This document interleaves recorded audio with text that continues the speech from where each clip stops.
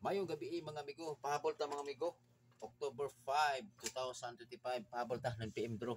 So karon mga amigo, ang nigawas kagaina is 0:04 5 PM o gaina 7:00 2 PM. So daog ta na mga amigo ha, 7:00 daog ta grambol. Okay? Og ato ang last to pod nga 02. Okay? Og 20. Kini mga amigo, ibalik na ko si 84 nga per guide. Parisin ninyo na ako sa pamaris o si 65 parisin ninyo all. Tapos ang kombinasyon sa 84 na ako 684. Mo ni ako ang kusog 65 365. Okay? Tuod mga amigo na ato koy mag-advance na og triple. Due date niya is October 5 to 6. Ang pinakakusog na ko ini si triple 1.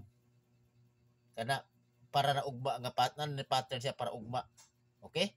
So DP sa ni siyang si triple 8 sa kay gumikan iyahang shadow. Okay?